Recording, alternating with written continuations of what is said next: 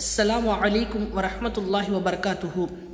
50 days 50 Islamic சேலஞ்சில் இன்னியுடன் டே 29 29வது நாளாக இருக்கிறது.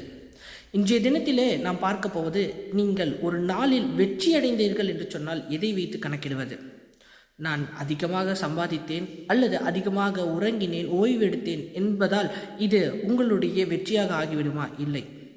இந்த 4 விஷயங்கள்ங்க, இந்த 4 விஷயங்கள் நீங்கள் செஞ்சுருந்தீங்கன்னா அதில் சிலது தவிர்த்திருக்கணும். அதை தவிர்த்து இருந்தீங்கன்னா இந்த நாளில் நீங்கள் வெற்றி அடைந்திருத்தீர்கள் என்ற அர்த்தம். அதில் முதலாவது, 5 நேர தொழுகை ஆண்கள் ஜமாத்துடன் தொழுக வேண்டும், பெண்கள் வீடுகளில் தனியாக தொழுதிருக்க வேண்டும், அந்த நேரத்திற்குள்ளதாக தொழுதிருக்க வேண்டும். இரண்டாவதாக, நீங்கள் செய்ய நினைக்கின்ற ஒரு பாவத்தை தடுக்குவது.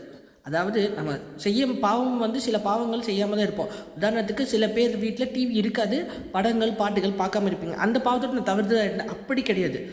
எண்ணங்கள் ஏற்படும் அல்லவா, அந்த எண்ணங்கள், அந்த பாவத்துடைய எண்ணங்களிலிருந்தும் பாவத்திலிருந்தும் நாம் உடனே அல்லாஹ்வை பயந்து வெளிவருவது அல்லவா, வருகிறோம் அல்லவா, அதுதான் அந்த நாளைக்குடைய வெற்றி. இரண்டாவதாக.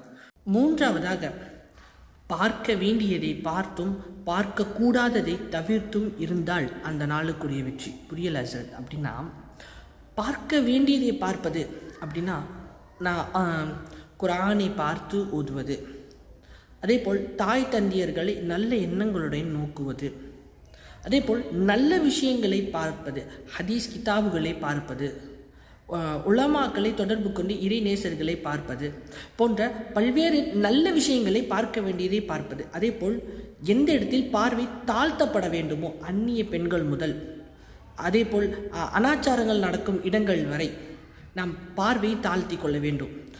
அந்த மாதிரி இடங்களில் நாம் பார்வையை தாழ்த்தி கொண்டால் அன்றைய தினத்தில் நீங்கள் வெற்றி அடைந்து விட்டீர்கள் என்பதாக அர்த்தம்.